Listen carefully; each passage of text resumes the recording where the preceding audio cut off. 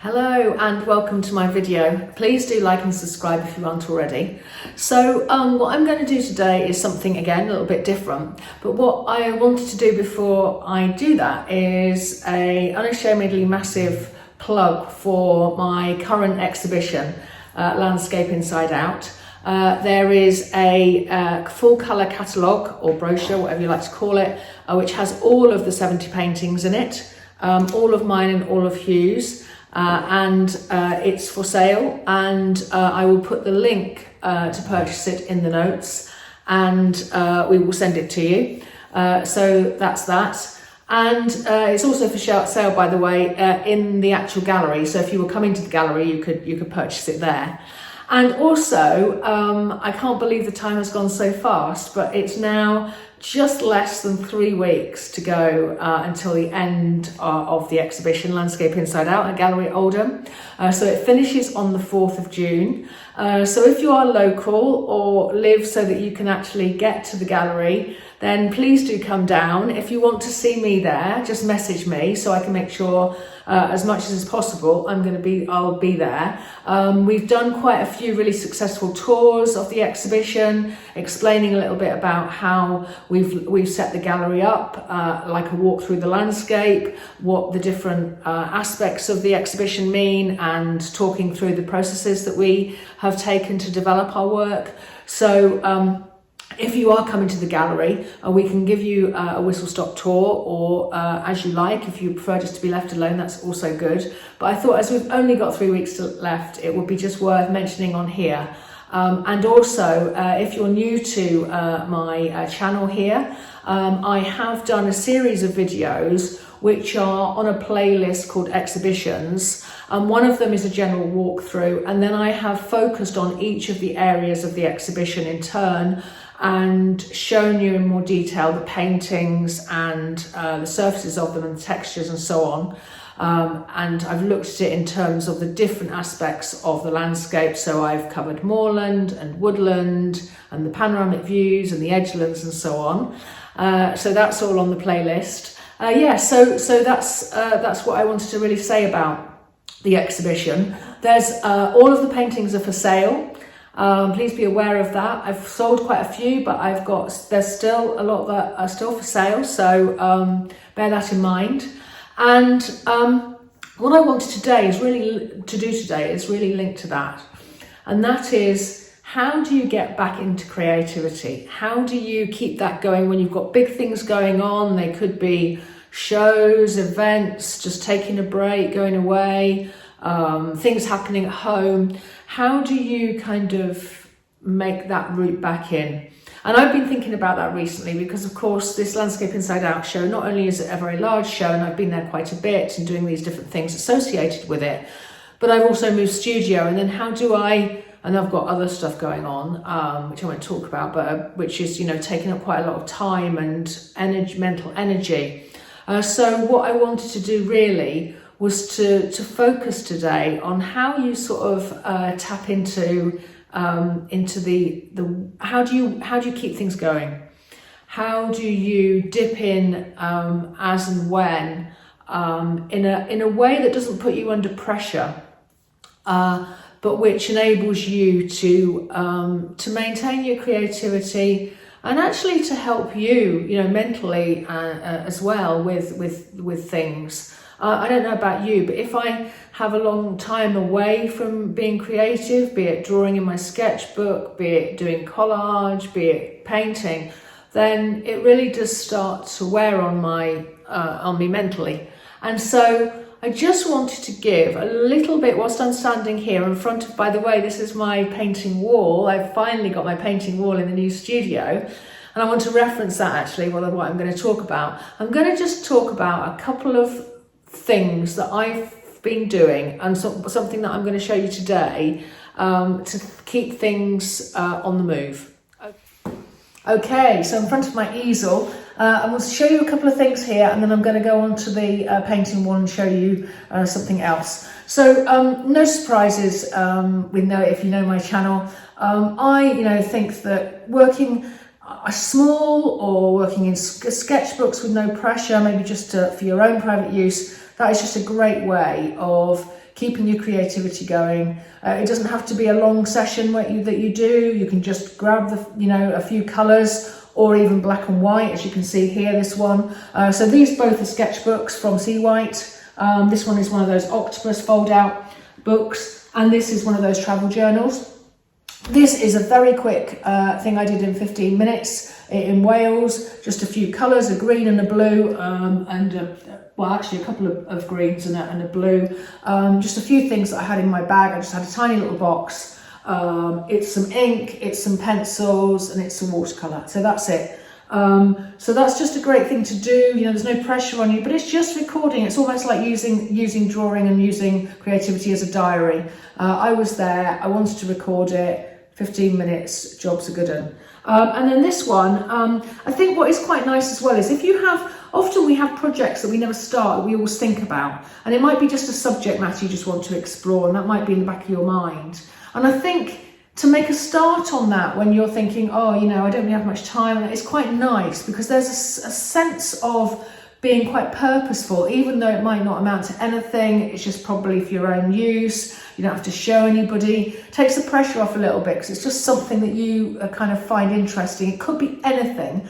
My case is my new rescue greyhound Lexi. I wanted to start recording her in drawings in whatever way I can with all sorts of mixed media, and I want to do that over time. That's something that's important to me. I just want to have that record. I do photos and videos, but I kind of want some sort of my hand in it, if you know what I mean. So that's what that is. Anyway, I'm going to turn around now and just show you on the painting wall and do a bit of a demo.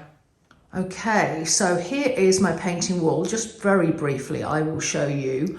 It's just two huge boards actually, and I've literally just put screws across them at 8-inch centres, as in my previous studio. So if you've seen my other videos, you're very familiar with this. And so I have them there. And these are 6 small chunky panels. They are 6 inches and they are a couple of inches deep, so they're chunky. And if you saw the Edgelands ones I did last year, they're the same. These have been taped. I started these last year. These have just literally had a couple of layers of paint. They are very early stages, but they were the start of some smaller pieces of the spring woodland that because I was working on larger pieces as well, I just ran out of time. And I was working on some paper, so rather than progressing these at that point, because I had ones I was developing for the exhibition Landscape Inside Out, I've left these. But they were always, for me, a good start in my mind. These are a good start. And as you can, hopefully you can see, they've got paint, and they've got collage, and they've got some mixed media pencils and whatnot, and I've scratched in and sprayed them and done some things to them. And I think if you can work small like this, it can sometimes take the pressure off. I'm not intending them to necessarily get very far, but it's just having something that you can keep your painting going with, but they're not overwhelming. And I'm going to just put them over on the desk now, a couple of them, and just show you me working at them for a couple of minutes. Okay, so I've just got 2 of the 6 here, but I'm obviously going to be working on all of them. I just didn't want to sort of clutter the desk with them really. So this is the first one I'm going to work on. And I'm just, at this stage, I'm not after anything in particular. I'm not necessarily stressing about getting to a composition. I've got a variety of tools here. I've got this palette knife. I've got different brushes. I've got a dip pen. I might get a pencil actually. I've got a pencil here. So I've got some sequin waste, and I've got some other things because I might rub those in. I sometimes do. So I'm probably just going to get going. So I'm just getting going. I'm keen not to create too much of a muddy mess. I fixed the pencil on here before, and it's interesting because it looks to me like it's something under there is mixing in, because it's not, that's not a colour. Unless I had some pencil there that hadn't been fixed, because that's possible as well. Because it's, as I say, a long time since I worked on these. Sometimes I might even spray a bit with water to get a nice scratching in. That's Lexi that you can hear shaking there. So you can see that I've got pieces of paper. I don't usually use such a big piece, but it doesn't really matter. And you can see that the collage is kind of up quite close to the surface at the moment. By the time I do lots of layers, it won't be. It certainly won't be once I've, you know, worked on it. Even probably today, it will probably get to a feeling much more integrated. So all I'm doing is going back and forth, doing what I like. I'll probably turn it. I'm not sure I like that. I might sort of try not to be precious at this stage.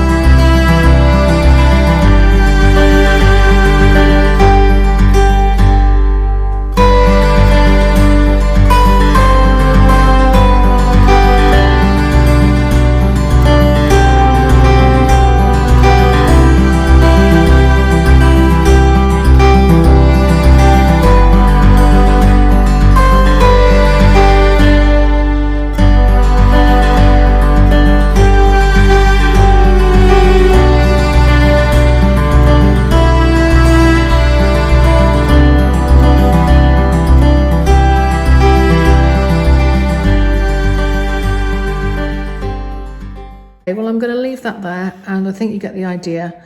And it just is building up the layers, and as you can see, this is quite fun. There's no pressure to do anything. It's quite a nice size to work at. You can keep turning around if you've got a number of them. It's just sort of, and then you can start evolving them over time. So hopefully those three different ideas that I shared with you are helpful, and you'll probably have many others. It's just a way of not putting yourself under too much pressure, but keeping the creativity going when, you know, there's lots of other things going on around you. Okay, so thanks very much for watching. Please do like and subscribe, and I'll catch you next time. Thanks a lot. Bye-bye.